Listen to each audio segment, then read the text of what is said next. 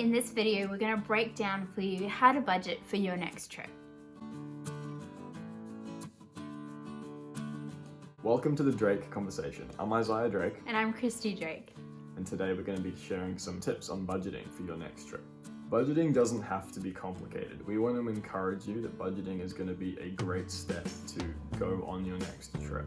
And especially so you don't have to take out a loan, you don't have to go into debt, and definitely you don't want to run out of money halfway through. So we're going to help you with that today. Step 1, break it down into categories and start a spreadsheet.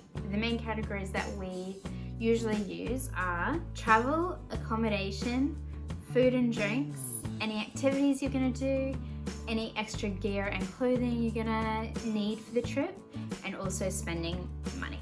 So get a spreadsheet started. So you're going to want to put all of these categories into a spreadsheet, and good news for you, Isaiah's already done one up for you guys. It's got all the programming in it.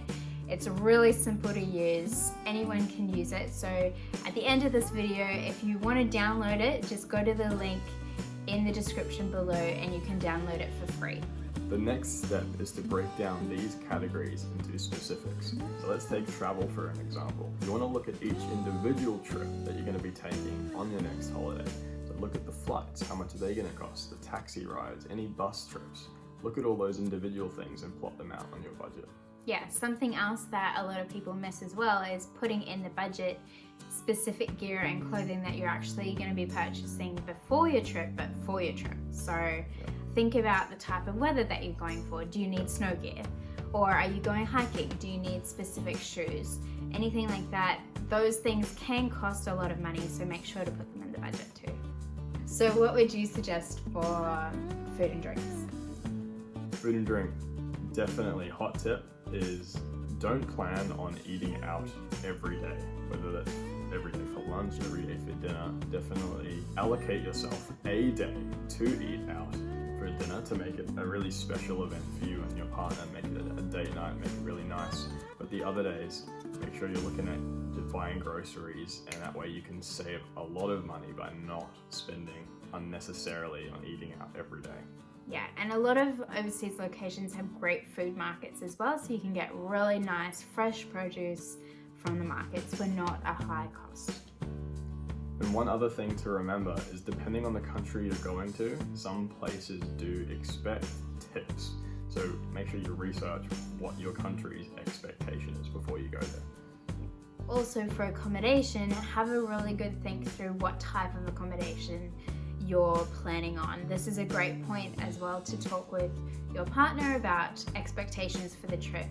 Is your wife expecting 5-star hotels and you're expecting backpacking? They're very different, so make sure you're on the same page.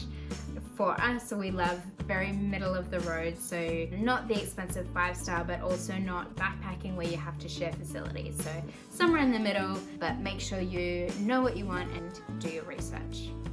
Another really important aspect to consider is visas.